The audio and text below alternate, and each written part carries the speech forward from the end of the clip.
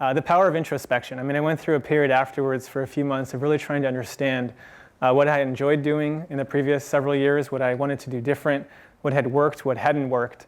And this is a message in general, not just related to in between startup chapters. I mean, I think one of the beauties of school is you have these quarter systems, right? Where basically in between every quarter you have to decide what classes did I like and what classes did I not like and which classes do I want to do different next quarter. And if you can imagine when you start working, those quarters go away. You can have 10 years of work pass by without ever taking a step back to determine, do I like what I'm doing?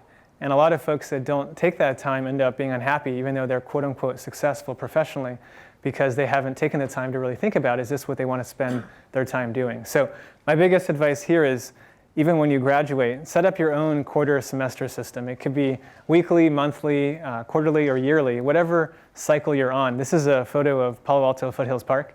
I used to, when I lived down here, go down there every Sunday. It's just over Page Mill.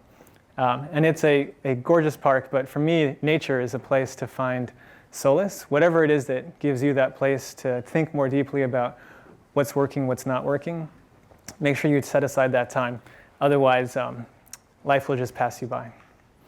So for me, that introspection led to a pretty extensive kind of thought process around what had been missing in my prior startup, right? Why had I, even though it was succeeding, quote unquote, financially, why was I still kind of feeling like there was something missing?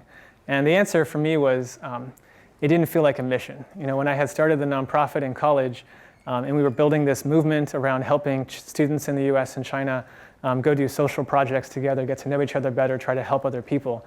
I would be working till 4 or 5 in the morning. I'd be recruiting students. We built up all these different chapters, and it didn't feel like work. It just felt like something that I really believed in and I really cared about, and I was happy to talk to pretty much to anyone I met. And so I kind of went through this introspective process to figure out what are the types of problems I really cared about. And this was the outcome of that. It was really understanding that these are the types of missions that I could get behind, and were going to influence how I wanted to spend the rest of my life. And so to go through the 3, and again, these are just personal to me, they can be very different for you. It was number 1, businesses that help someone make a living doing something they love. That was kind of why I had joined Zazzle in the first place. It was incredible to empower someone to follow their passions and be able to then live in a capitalistic world with the capital they need to survive.